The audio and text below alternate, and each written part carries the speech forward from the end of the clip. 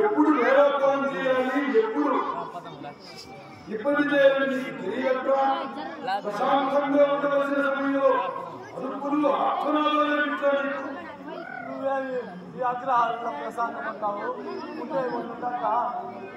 ఏకచక్ర అగ్రహారంలో మనం తీర్చినదే కదా,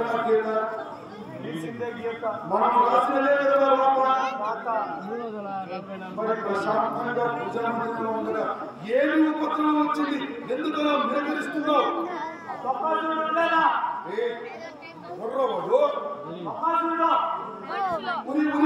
వాడి పేరు ఇప్పుడు చెప్తున్నావు. వాడు ఎప్పుడో వాడికి పేరు పవిత్రమైన సమయంలో ఇప్పుడు ఎందుకు తెచ్చుకుంటున్నావు? ఆ ప్రకాశుడు బంటుండేదా? వాడు రుద్రుడు ఏమైంది ఇప్పుడు? ఈ అగ్రహారానికి పెద్ద మీరే కదా. ఈ అగ్రహారానికి పెద్ద మీరే పంపిస్తాను.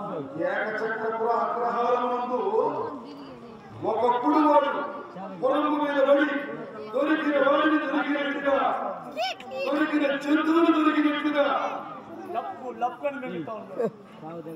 తినేస్తూ ఉంటే అయ్యా ప్రకాశరా, ఈ విధంగా మా పొలం మీద పడి దొరికిన వాడిని దొరికినట్టుగా, దొరికిన జంతువులు దొరికినట్టుగా తినేస్తూ ఉంటే మేము ఎలా ప్రతి అత్తగట్టలో ఉంటామయ్యా? మీ దగ్గర వచ్చి ఏడ్చారు. బ్రాహ్మణులంతా అగ్రహారం వచ్చి నా దగ్గర పెడుతుంది. వారందరికీ ఏం చెప్పాను? అయ్యా ప్రకాశరా, ఈ విధంగా బ్రాహ్మణ కులాన్ని అల్లకల్లోలం చేసేటయ్యా ఆ యమునా నదీ తీరంలో ఆ ఎడమ మీద కూర్చో.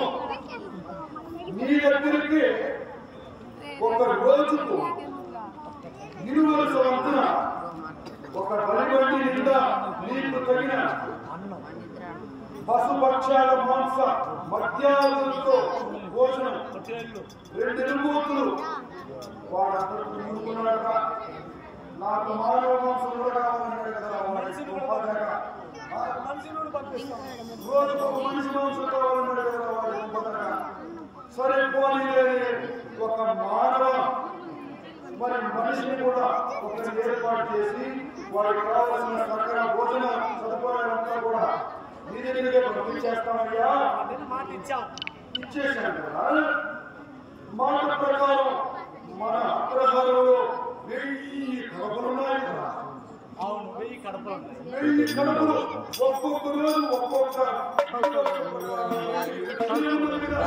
ఏమొచ్చింది కంట. ఎందుకు నువ్వు దగ్గర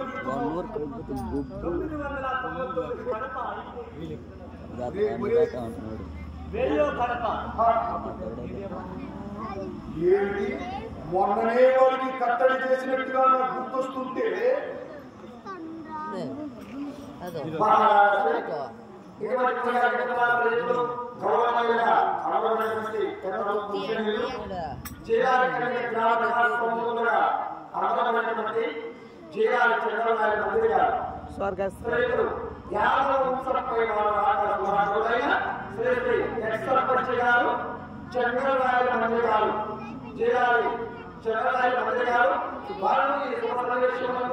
మా నాటి సమాజము అభినందిస్తూ 100 రూపాయలు కాలు చేస్తున్నారు. అటు వారికి వారి కుటుంబాలకు కూడా వారి కొత్త నృత్యకర్త మాత్రం ఎక్కువగా సర్వేక్షణాలు ఉత్తమని ఇక అమ్మవారి గౌతమాత శ్రీకృష్ణ భగవానుడు ఎదురుగా అష్టోత్తరి ఒక మాత్రం చేస్తారని భగవంతుడు మరి ప్రార్థిస్తున్నాం. 999 కడప అయిపోయింది. 999 ఇరువరస అప్పుడే అయిపోయిందా? అవును మామా.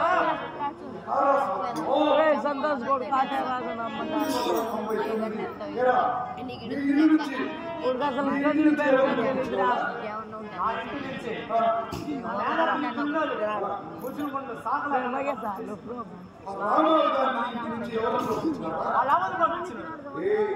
సుబ్బరాయ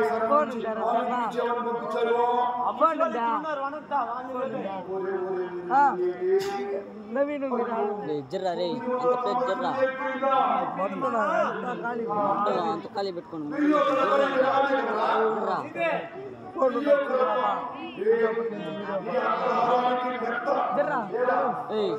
జరుకురాట జర్రా చిన్నపిల్లలకు కానీ జాతకాలు ఏదైనా తిరుగులు ఇటువంటి చూసేది నువ్వే. పూజా మందిరంలో ఎప్పుడైనా పూజల పురస్కారాలకు తిరుగులు పెట్టడం ఎవరు చేస్తారు? నువ్వే. ఈ చుట్టుపక్కల కుంభాభిషేకాలు నిర్వహించాలన్నా నువ్వే. మరి ఇన్ని పెళ్లి ముహూర్తాలు ఎవరు పెడతారు? అన్ని నువ్వే పెడతావు. అగ్రహారానికి చుట్టుపక్కల ఊళ్ళంతా కూడా పెట్టదిగ్గైనా నేను కూడా ఇరువరుస పంపించాలంట. నేను కూడా అంటే 999 కడప పంపించింది. నువ్వు పంపించుకుందా? పెద్ద అయినా చిన్న అయినా ఆ బండి వస్తాడంట. వాడిని నచ్చ చెప్పి ఆ రాయి నచ్చ దగ్గర వాడు వచ్చేసాడు అంతే. నచ్చ దగ్గర ఉన్నారు మా. ఇంత బ్రాహ్మణ కులంలో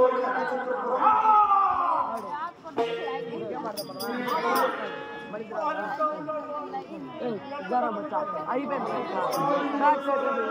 రూమ్ సాగు మళ్ళీ ఫీవర్ అనే మాట